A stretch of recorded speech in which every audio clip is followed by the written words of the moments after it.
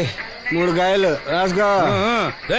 చంద్రం కథలు 40 రాసుకో. అదేంటండి 3 కాయలు 30గా? వీళ్ళకి అప్పిస్తుంది ఎందుకు? ఎంత రాసినా అడగరని. తాగినోడికి ఏ జ్ఞాపకం రాసుకో. తాగిన వాళ్ళ మోసం చేయడం తప్పండి. మనం ఉయ్యండి చేసేదే తప్పుడు వ్యాపారం, దానిలో మళ్ళీ నీతొకటి. అయినా ఈ వ్యాపారం నేను కండబలంతో చేస్తున్నాను అనుకున్నావా? బుద్ధి బలంతో మొత్తానికి నీకు బుద్ధి లేదని ఎవడాడు? రండి నా అప్పు సంగతి ఏం చేశావు? ఒరే పొగాకు ముఖం, ఈ నోట్లో ఎట్టుకున్నాడు. నీకు ఎక్కడ నచ్చలేదు, నువ్వు అక్కడ ఎట్టుకో. ఏంటి దాని నుంచి కండబలం బుద్ధి బలం తెగ బిల్డప్ ఇచ్చేస్తున్నావు? నీలాంటి ఈజీగా ఎదవం చేస్తాను తెలుసా? ఏంటి నన్నే ఎదవం చేసేస్తావేంటి? ఒక్కసారి కాదు 3 సార్లు చేస్తాను. ఏంటి మా గురుగారు 3 సార్లు ఎదవం చేస్తావా? చేస్తాను రా పందిమా. పందమే. ఒకటోసారి నేను మీ గురువు గారిని ఎదవం చేసినప్పుడు మా వాళ్ళందరికీ మీరు కళ్ళు ఫ్రీగా ఇవ్వాలి. ఓకే. రెండోసారి చేసినప్పుడు మళ్ళీ ఫ్రీ. మూడోసారి చేసినప్పుడు ఫ్రీ. 7 సేవలు అది మొదటి 2 సార్లు ఇచ్చావు కదా, మూడోసారి ఎరైటీ ఉండాలి. అయితే మా సుక్కమని బయటికి తెస్తాం. సుక్కమ్మ ఎవర్రా? మా గురువు గారు మరదలండి. ఏం చేస్తా ఉంటదా? బయటకు వస్తా కొడతా లేచిపోద్దని లోపలే ఉంచారండి. మనకి కరెక్ట్. మూడోసారి చొక్కమ్మన బయటికి తీసుకురావాలి. అలాగేనండి. చొక్కమని నేను చూడక చాలా రోజులేదు. ఈ పని నేను ఒప్పుకోను. అయితే నువ్వు ఎవరైనా ఒప్పేసుకో. అదే ఒప్పుకుంటాను. అయితే పని నేను ఒప్పే. సరే పని ఏంటి చెప్పు. అదే ఇప్పుడు నేను ముంత చేత్తో పట్టుకోకుండా కళ్ళు మొత్తం తాగేస్తాను. ట్రై చేసుకోనా? ఎక్స్ట్రా లేవు. ముంత మూతికి తగలదు, చేత్తో అట్టుకోం, మొత్తం తాగేస్తాం. ముంత మూతి తగలకుండా మొత్తం తాగేస్తాం. ఇదా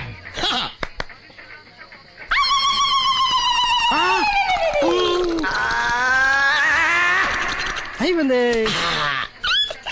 ముంత చేత్తో అట్టుకోలేదు, ముంత మూతికి టచ్ అవ్వలేదు, ఎదవైపోయావు. ఒకటోసారి రెండోసారి రెడీగా ఉండే. నాకు కూడా అట్టుకొచ్చండి.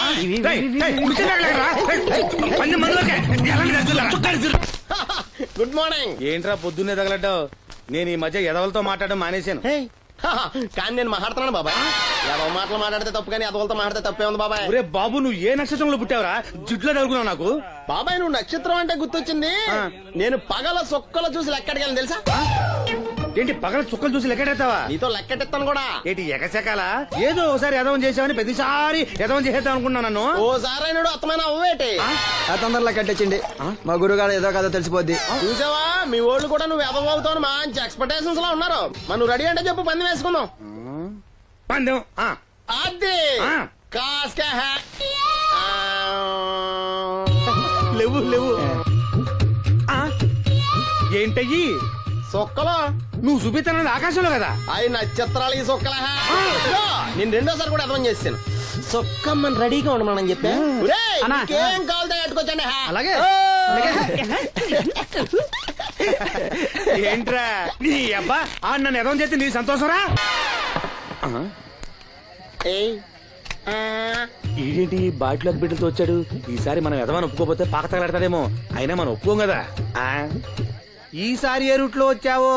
నీకు డ్రైవింగ్ వచ్చా? వచ్చు. కమిట్ అయ్యే సార్లు ఈజీగా అయిపోతావు.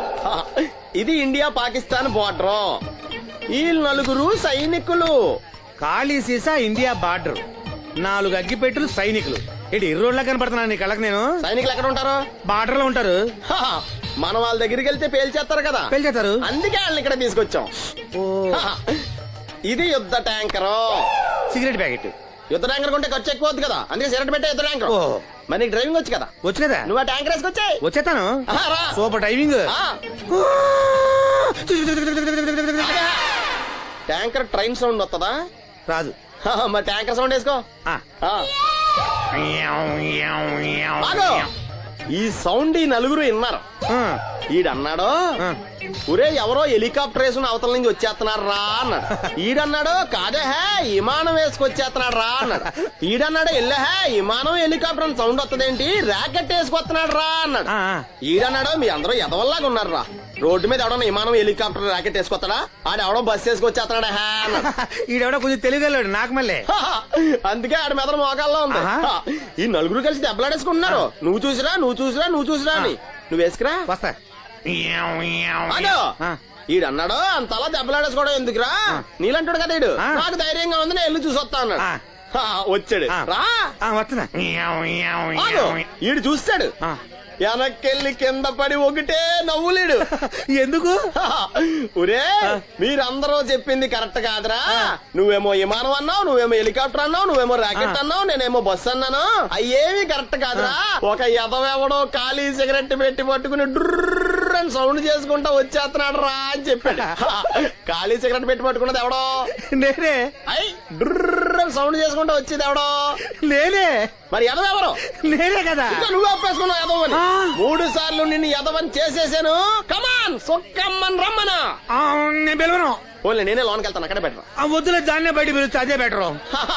సుక్కే ఇదిగా సుక్కే సుక్కే రాహే. అన్న పిలుస్తున్నా కదా. ఏంటి ఇది? ఏంటి ఆ ఒళ్ళు తెలియకుండా బట్టలు కుట్టడం? అలా కుడితే పాడైపోవు. లక్ష్మి రాసిను రా. దీనికి ఏమైందో ఏమో, ఎప్పుడు చూసినా ఏదో లోకంలో ఉంటది. ఏం పిల్ల ఏం నేను కనుక్కుంటాలే. లక్ష్మి ఏమైంది? అక్క రాత్రి కూడా నిద్రపోకుండా ఏడుస్తానే ఉంది. ఆపరేషన్ దగ్గర పడుతుంది కదా, ఆ భయమే ఉంటది. ఆ భయమేమీ లేదంట. మరి ఎందుకు ఏడుస్తుందంట? సీను ఇక్కడున్నావా? నీకోసం ఇంటికెళ్ళి వస్తున్నాం. దేనికి బాబాయ్? పంతులు గారు మరి వాసంతికి మంచి సంబంధం తీసుకొచ్చాడు రా. మన వాసంతికా? అవును, పిల్లవాడు బుద్ధిమంతుడు, మన పక్కూరే, ఒక్కడే కొడుకు. అతను మన వాసంతిని జాతరలో చూశాడట. పిల్ల నచ్చింది, సంబంధం కలుపుకోవడానికి కబురు చేశాడు. వాసంతికి అప్పుడే పెళ్ళా? అప్పుడే అంటా వింట్రా, పైసా కట్టం అక్కర్లేదంట. మన పిల్ల ఆ ఇంటి కోడలు అనిపిస్తే చాలంట. బాగుందనుకో, కానీ ఇంకా కాని ఏంట్రా, కాళ్ళకాడికొచ్చిన సంబంధం. ఆ. మన కష్టాలు మనకి ఎప్పుడు ఉండేయే. మరి? మనం బాగుంటే మాత్రం మంచి సంబంధం దొరకొద్దు. సరే అను. ఊను. మీరంతా ఉండగా నాకెందుకు భయం? సరే. శుభం. ఇంకా ఆలస్యం ఎందుకండి, మంచి రోజు చూసి కబురు పెడతాను. పంతులు గారు మీరు ఆ పనిలో ఉండండి.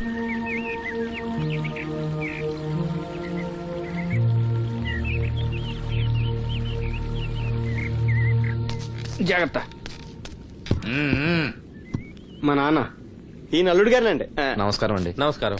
నమస్కారం. అమ్మ నాన్న చిన్నప్పుడే పోయారు. అప్పటి నుంచి బళ్ళోకి వెళ్ళడం మనిషి పనిలోకి వెళ్ళాను. ప్రస్తుతం ఒంటరిగానే ఉంటున్నానండి. ఒక సొంత ఇల్లు కూడా ఉంది. ఎకరం పొలం 50 గొర్రెలు కూడా ఉన్నాయండి. తల్లిదండ్రులు లేరంటున్నావు, ఆస్తిపాత్రులు బాగా ఉన్నాయంటున్నావు, పైగా ఒంటరాడివి అంటే చెడు తిరుగుళ్ళు అయ్యి ఉన్నట్టేగా. అబే, మా వాడు చాలా బుద్ధిమంతుడు. నేను స్వయానా వీడికి మేనమావని. నాకు ఆడపిల్లలుంటే వీడికే ఇచ్చేవాడిని. అత్తగా తమరు మనసులో ఎట్టుకోకండి. ఆడపిల్లని ఇస్తున్నాం కదా, మా అనుమానాలు మాకుంటాయి మరి. మా మాంగారికి అనుభవం ఎక్కువ తమ్ముడు. ఈయన గురించి తెలుసుకోకుండా మా అత్తయ్య నుంచి పెళ్లి చేశాడు ఈయన మాంగారు. తర్వాత దెబ్బతినాలే. మ్మ్.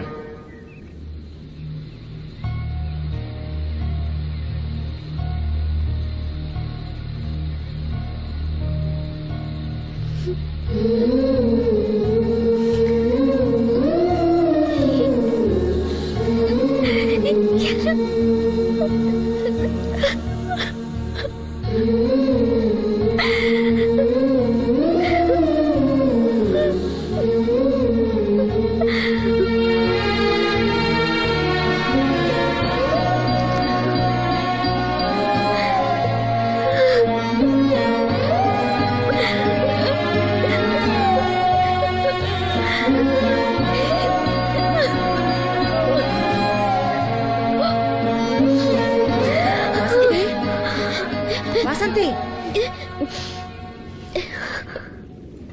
ఏంటా గుసగుసలు? అక్కడ అందరూ వచ్చేసారు. తీసుకో, కాఫీ తీసురా. త్వరగా త్వరగా రండి. అయ్యా, ఉభయులు ఇష్టపడ్డ తర్వాత ఇంకా ఆలస్యం దేనికి? ఈ మాఘమాసంలో 12వ తేదీ మంచి ముహూర్తం ఉంది, కానిచ్చేయమంటారా? 12వ తేదీ అంటే మరీ దగ్గరైపోతుందేమో. తేదీ మారితే మాత్రం నువ్వేం చించగలవురా? బావా నువ్వేం టెన్షన్ పడకో, నీకు నేను హెల్ప్ చేస్తాను కదా. పెళ్ళైన తర్వాతే మా ఇంటికి వెళ్తాను. నా కూతురు గురించి నేను చెప్పేది ఏముందండి, అంతా తమకు తెలిసిందే. ఇక పెళ్లి అంటారా, పెద్దమ్మాయి కంటే లెవెల్లో చేస్తా పెళ్లి. ఏమల్లుడు? అవును, అలాగే సింపుల్ గా చేద్దాం. తీసుకోండి, ఏదో మాకు తగ్గట్టుగా చేశాం.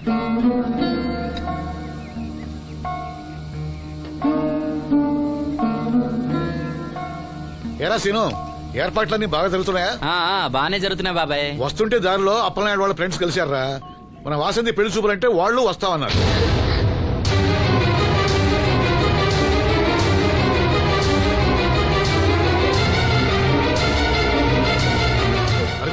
నమస్కారం రా. నమస్కారం బాబు గారు. దండమండి బాబు. లెగవలేని మడిచిని మనసులో ఎట్టుకోకండి తమ. పర్వాలేదండి. ఏం శ్రీను, వాసంతి పెళ్లి మనకు చెప్పకుండా చేద్దాం అనుకున్నావా? మీలాంటి పెద్దవాళ్ళని మా ఇంటికి పిలిచి ఇబ్బంది పెట్టడం ఇష్టం లేక ఊరికే అన్నాను లేరా. వాసంతిని పెళ్లి చేసుకుపోయే అదృష్టవంతుడెవడు? ఈ కుర్రాడినా? నమస్కారం అండి. ఈ కుర్రాడి బాబు గారు చాలా బుద్ధిమంతుడు. మీరు కూర్చోండి. పర్వాలేదు కానివ్వండి, మేము బయలుదేరుతున్నాం. ఏమైనా అవసరం ఉంటే నాకు కబురు చేయండి. ఎంత దూరం వచ్చారు? కాస్త కాఫీ అయినా తీసుకుంటే. ఒరే బాబుగారు మన ఇంట్లో కాఫీ తాగుతారా? చాచా, నాకు అలాంటి పట్టింపులేం లేవండి. పైగా వాసంతి స్వయంగా చేసిన కాఫీ ఎందుకు తాకుండా వెళ్తాం? ఏం మనోహర్? అవునవును తాగుదాం. అమ్మా వాసంతి, బాబు గారి కాఫీ పట్ల. వెళ్ళి చూడరా. అలాగేమ్మా.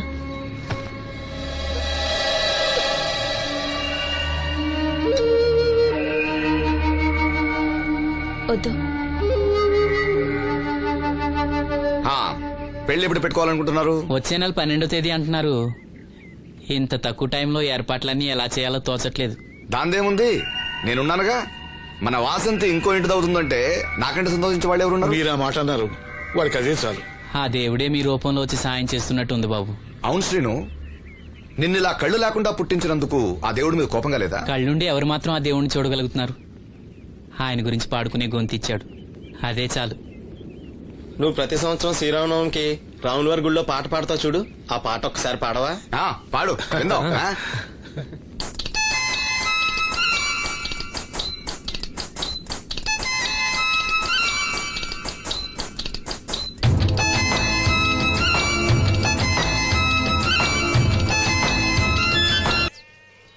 ఓ సిగ్గా. మా సావసగాళ్ళందరూ పెళ్లి కూతురు ఎలా ఉంటుందని అడిగారు. కడిగిన ముత్యం ఎలా ఉంటుందని చెప్పాను. నీ చెప్పింది నిజమేగా?